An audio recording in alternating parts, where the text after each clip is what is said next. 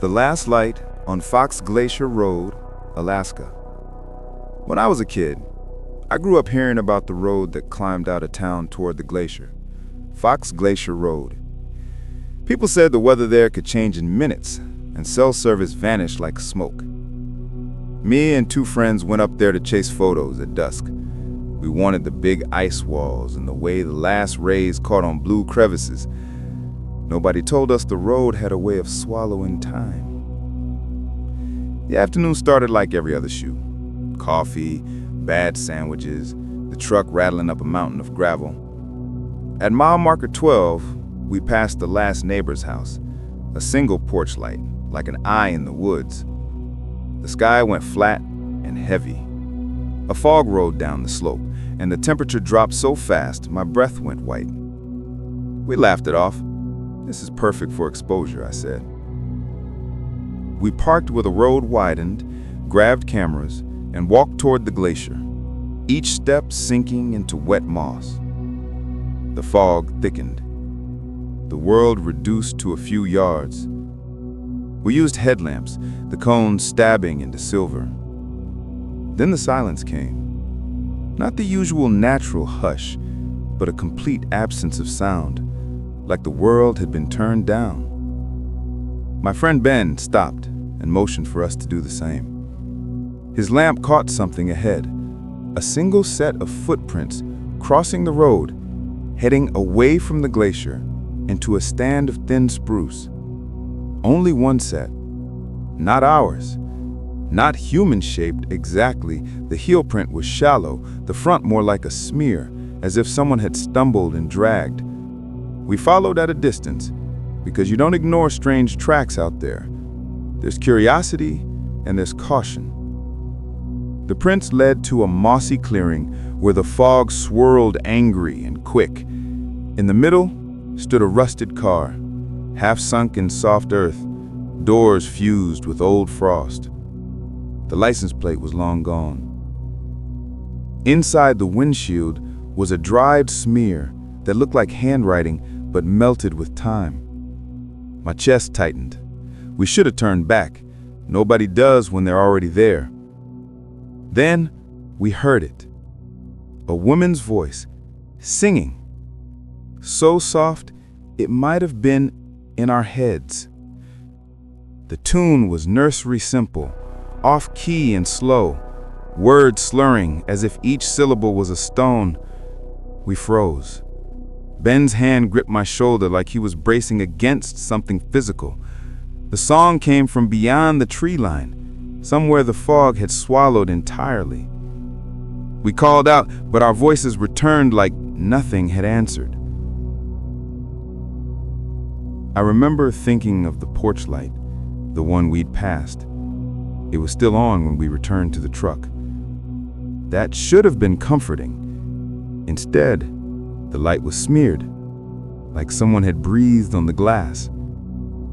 When we reached the car later, alone, because the others had run to the truck before me, the driver's seat had impressions as if someone had recently sat there.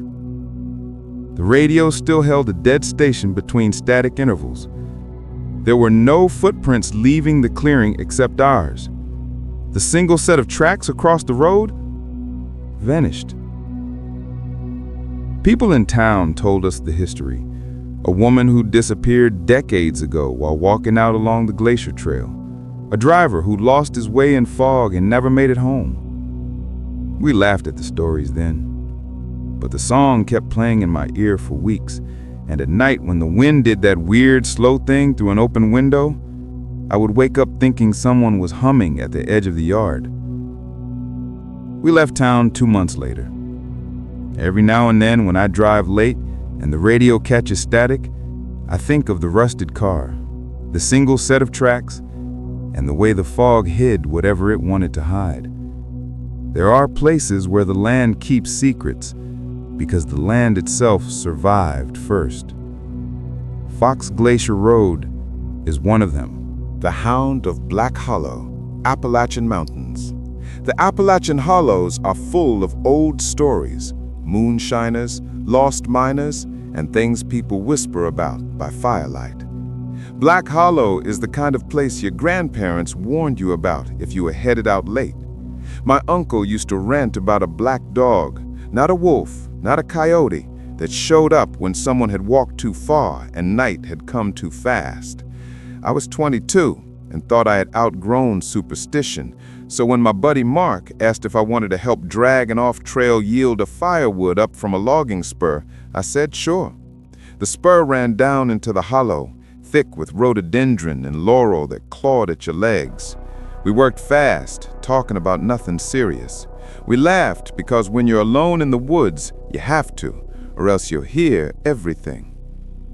Late afternoon bled into a kind of dim gray. We were halfway up a steep slope when Mark stopped. He held his hand out, palm forward, and said, "You hear that?" The woods had fallen quiet like someone had muted the world. A low rumble felt in the bones more than in the ears.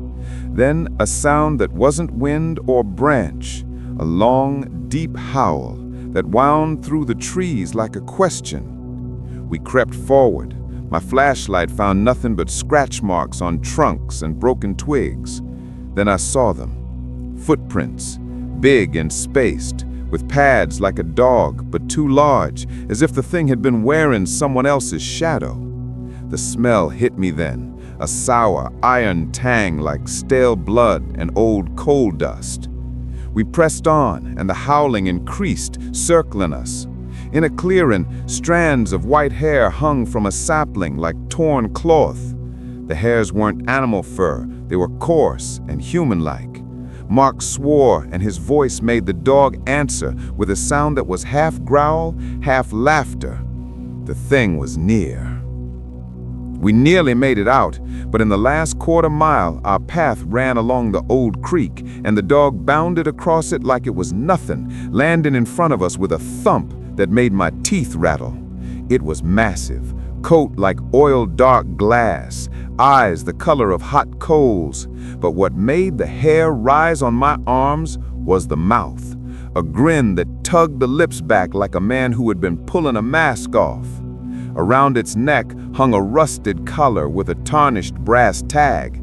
The tag had letters, pitted with time. I leaned in because I wanted to read the name, and the collar tightened. Not a leash, something ancient and bitter. We bolted. Mark went left, I went right. The holler split us, and the dog seemed to enjoy the chase, padding soundless in the undergrowth, never far, never forced. I ran until my lungs burned, and then I ran some more. When dawn came, I was on the old county road, covered in scratches and crying from the cold, with the collar in my jacket pocket. Mark found me hours later sitting on a mailbox, shaking, the collar held between his hands like an offering. The tag read a name I recognized from the town cemetery, a man who had died in a coal tunnel collapse 80 years earlier. People said his hound had been buried with him out of superstition. We burned the collar the next night, but the embers made faces in the smoke. For weeks after, dogs in the neighborhood howled on certain nights, and old-timers would spit and say, "Black Hollow woke up." There are hollows where human grief sticks like burrs. Sometimes the grief takes shape and follows the living home. The Lighthouse Keeper's Echo, Pacific Northwest Island. You can't get to Wrecker's Point without a boat, and you can't stay long without wondering whether the island is waiting for you to leave. The lighthouse there was decommissioned in the late 70s and then left for the gulls. Town used it for training exercises and then, once, as a dare. My friend Carly, she loved dares, wanted to spend the night in the tower and vlog it. I agreed to go because I was dating the thrill and not the fear. The boat ride was a hollowing silence. The island rose like a knuckle out of the water, black rocks and twisted fur. The tower creaked in wind even when the day was flat. Inside, the stairwell smelled like rust and old lemon oil. We made it to the keeper's lantern room by noon, set up cameras, and joked about being the first humans to spend the night there since the light went out. At dusk, the lighthouse sighed.